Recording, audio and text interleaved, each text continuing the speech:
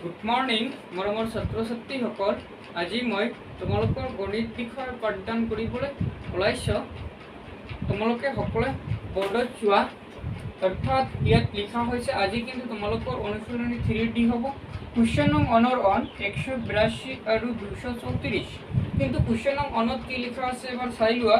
তলৰ প্ৰতিজন সংখ্যাৰে বিভাজ্য হোৱা আটাইতকৈ সৰু সংখ্যাটো নিৰ্ণয় কৰা।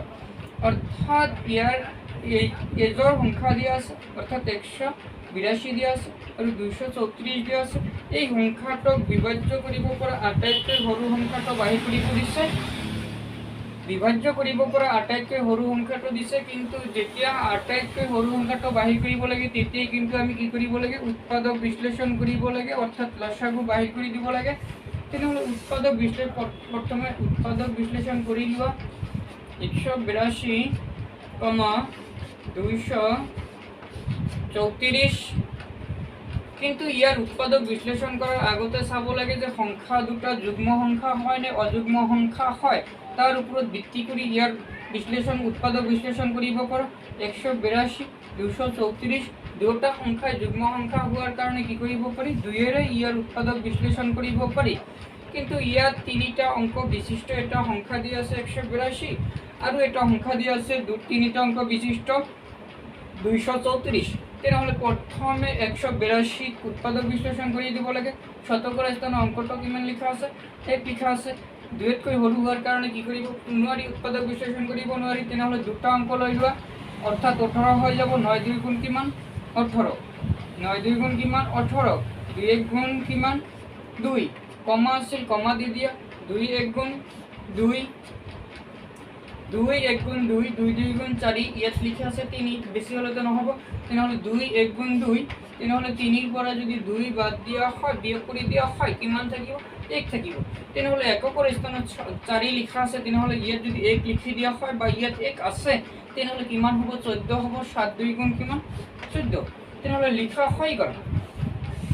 14 লিখাৰ পিছত এনেকুৱা এটা সংখ্যা আহি পাইছে, অৰ্থাৎ 91, 117।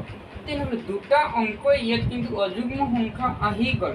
কিন্তু অযুগ্ম সংখ্যা হ'লে আমি জানো যে 3 আৰু 5 সোনকালে কি কৰিব পাৰোঁ, মিলাই দিব পাৰোঁ।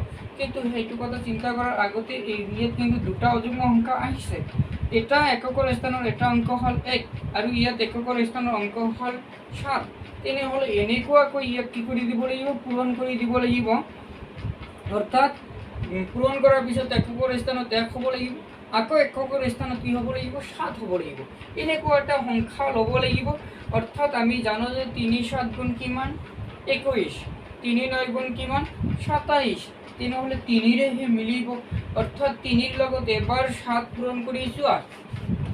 3ৰ লগত 7 পূৰণ কৰিলে কিমান হ'ব, 3ৰ লগত 7 পূৰণ কৰিলে 21 হ'ব। তেনেহ'লে 91 তো নহ'ব। 3ৰ লগত 7 পূৰণ কৰিলে কিমান হ'ব, 9 পূৰণ কৰিলে কিমান হ'ব, 27 হ'ব। কিন্তু 117 তো নহ'ব। তেনেহ'লে এবাৰ এই 3ৰ আগত 1 লিখি দিয়া, কিমান হ'ল, 13। তেনেহ'লে এই 13ৰ লগত এবাৰ কি কৰি দিয়া, 7ক পূৰণ কৰি দিয়া। 3 7 গুণ 21, হাতৰ থাকিল 2, 7 1 গুণ 7, হাতৰ 2 9। তেনেহ'লে 91 হৈ গ'ল। তাৰপিছত আকৌ 13ৰ লগত 9 পূৰণ কৰি দিয়া। 3 9 গুণ 27, হাতৰ থাকিল 2, 9 গুণ 9, হাতৰ 2 11। তেনেহ'লে একেবাৰে সম্পূৰ্ণভাৱে মিলি গ'ল। তেনেহ'লে ইয়াত লিখি দিয়া 13। অৰ্থাৎ তেনেহ'লে কিমান পূৰণ কৰা হ'ল, 7 পূৰণ কৰা হ'ল। তেনেহ'লে ইয়াত 7 লিখি দিয়া। অৰ্থাৎ 13ৰ লগত 7 পূৰণ কৰিলে কিমান হ'ব, 91 হ'ব। তাৰপিছত 13ৰ লগত 9 পূৰণ কৰিলে কিমান হ'ব, 117 হ'ব। তেনেহ'লে ইয়াত 9 লিখি দিয়া। 9 লিখা হৈ গ'ল। তেনেহ'লে ইয়াৰ উৎপাদক বিশ্লেষণ হৈ গ'ল। কিন্তু আমি জানো যে কি কৰিব দিছে, ইয়াৰ লসাগু বাহিৰ কৰিব। প্ৰথমে লসাগু বাহিৰ কৰি ল'ব লাগিব। লসাগু বাহিৰ কৰাৰ পিছত যি সংখ্যাটো বাহিৰ হ'ব, সেই সংখ্যাটোৱেই হ'ব আটাইতকৈ সৰু সংখ্যা। অৰ্থাৎ 182 আৰু 234 আটাইতকৈ সৰু সংখ্যাটো হ'ব। অৰ্থাৎ যি লসাগু বাহিৰ হ'ব, সেই লসাগুখিনিক কি কৰিব লাগিব, লসাগু বাহিৰ কৰি দিয়াৰ পিছত যি সংখ্যাটো বাহিৰ হ'ব, সেই সংখ্যাটোৱেই হ'ব আটাইতকৈ সৰু সংখ্যা। তেনেহ'লে ইয়াত এতিয়াতো উৎপাদক বিশ্লেষণ হৈ গ'ল। তেনেহ'লে ইয়াত লিখি দিয়া 182, কিন্তু আমাক আটাইতকৈ সৰু সংখ্যাই বাহিৰ কৰিব দিছে। তেনেহ'লে লসাগু বাহিৰ কৰি হ'ল 182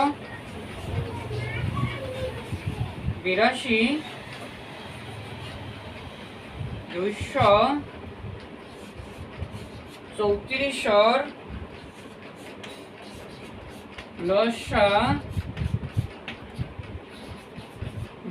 ইকুৱেল দি ইয়াত লিখি দিয়া 2 পূৰণ 13 পূৰণ 7 পূৰণ 9 পূৰণ। তেনেহ'লে এইবাৰ ইয়াত পূৰণ কৰি দিয়া, অৰ্থাৎ ইয়াত 2 পূৰণ 13 পূৰণ 7 পূৰণ 9, তেনেহ'লে 7 2 গুণ কিমান 14, তেনেহ'লে ইয়াত 14 লিখি দিয়া। 7 2 গুণ কিমান 14, তেনেহ'লে 7 আৰু 2 ৰ পূৰণ হৈ গ'ল। এতিয়া 13 আৰু 9 ৰাপ কৰি লোৱা, অৰ্থাৎ 13 আৰু 9 পূৰণ কৰিলে কিমান হয়? 13 আৰু 9 পূৰণ কৰিলে ইয়াত লিখাই আছে 117 হয়, অৰ্থাৎ 3 7 গুণ 3 9 গুণ 27, হাতৰ থাকিল 2, 9 গুণ 9, হাতৰ 2 11, তেনেহ'লে কিমান বাহিৰ হ'ল 14ৰ লগত, অৰ্থাৎ 100 ইয়াত 7 2 গুণ কিমান বাহিৰ হ'ল 14, তেনেহ'লে 117ৰ লগত 14 পূৰণ কৰি দিয়া। 4 7 গুণ 28, হাতৰ থাকিল 2, 4 1 গুণ 4, হাতৰ 2 6, 4 1 গুণ 4, তেনেহ'লে 4ৰ কাম শেষ, এককৰ স্থানৰ কাম শেষ, তেনেহ'লে কাটি দিয়া। দশকৰ স্থানৰ কাম কৰিব লাগিব 7 1 গুণ 7, 1 1 গুণ 1, 1 1 গুণ 1, তেনেহ'লে এতিয়া যোগ কৰি দিয়া কিমান হয়? 8ৰ তলত একো নাই মানে 8 নিজেই হ'ব। 7ৰ লগত 6 যোগ কৰিলে 13, 13 3, হাতৰ থাকিল 1, 4ৰ লগত 1 যোগ কৰিলে 5, হাতৰ 1 6, 1ৰ ওপৰত একো নাই, তেনেহ'লে 1 লিখি দিয়া। তেনেহ'লে কিমান বাহিৰ হ'ল? অৰ্থাৎ 1638 বাহিৰ হ'ল, 1638 বাহিৰ হ'ল। তেনেহ'লে আমাক বাহিৰ কৰিব দিছে যে আটাইতকৈ সৰু সংখ্যাটো, অৰ্থাৎ প্ৰতিজোৰ সংখ্যাৰ বিভাজ্য হোৱা আটাইতকৈ সৰু সংখ্যাটো নিৰ্ণয় কৰা। তেনেহ'লে আটাইতকৈ সৰু সংখ্যা নিৰ্ণয় কৰিব দিছিল, তেনেহ'লে এতিয়া ইয়াত লিখি দিয়া, এতেকে নিৰ্ণয় আটাইতকৈ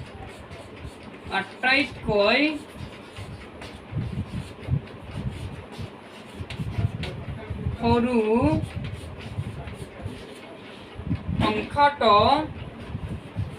সংখ্যাটো